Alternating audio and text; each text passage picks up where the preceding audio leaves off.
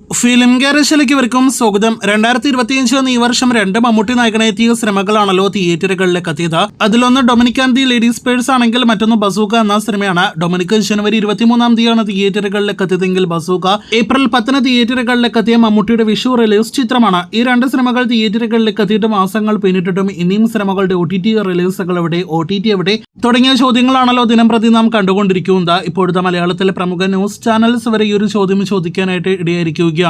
OTTയിലെ ധ്രുവ നക്ഷത്രമാകുമോ ഡൊമിനിക്കും ബസൂക്കയും എന്നൊരു ചോദ്യമാണ് റിപ്പോർട്ടർ ഇതിനോടകം തന്നെ പുറത്തുവിട്ടിരിക്കുന്നത്. അതുപോലെ തന്നെ മമ്മൂട്ടി ആരാധകരെല്ലാം തന്നെ വലിയ കാത്തിരിപ്പോടെ ഉറ്റുനോക്കുന്ന രണ്ട് സിനിമകളാണ് ബസൂക്ക, ഡൊമിനിക് OTT റിലീസ്. തിയേറ്ററുകളിൽ ആദ്യ ദിവസം നല്ല അഭിപ്രായങ്ങൾ ലഭ്യമായിട്ടും ആരാധകർ പോലും തിയേറ്ററുകളിൽ കാണാതെ വൻ പരാജയമായി മാറിയ രണ്ട് മമ്മൂട്ടി സിനിമകൾ ഇത്ര മാസങ്ങൾ കഴിഞ്ഞിട്ടും OTT റിലീസ് ചെയ്യാതെ പോകുമ്പോൾ ഒപ്പം തന്നെ OTT അവകാശങ്ങൾ ആരും സ്വന്തമാക്കിയെന്ന് ഇനി ഒഫീഷ്യലായിട്ട് കൺഫർമേഷൻ വരാത്ത ഒരു സാഹചര്യത്തിൽ ആരാധകർ പോലും ഇതിനോടകം തന്നെ ആശങ്കയിലാണ്.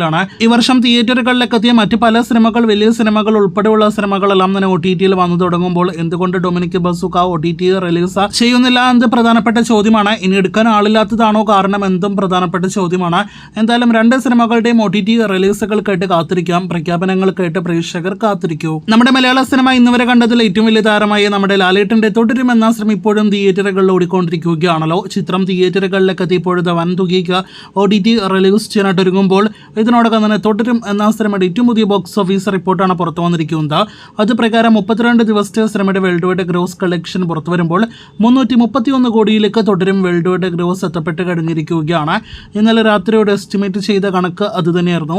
ഇപ്പോഴത്തെ കളക്ഷനിലേക്ക് തന്നെ തുടരും എത്തപ്പെട്ട് കഴിഞ്ഞിരിക്കുകയാണ്. അപ്പോൾ നമ്മുടെ മലയാള സിനിമയ്ക്ക് ഒരുപാട് റെക്കോർഡുകൾ കാണിച്ചു തന്ന നമ്മുടെ മലയാളത്തിന്റെ സ്വന്തം ബിഗമിന്റെ ലാലേട്ടന്റെ തുടരും എന്ന സിനിമയുടെ കൃത്യമായ ഫൈനൽ ബോക്സ് ഓഫീസ് കളക്ഷൻ വരെയുള്ള കണക്കുകൾ കേട്ട് കാത്തിരിക്കൂ.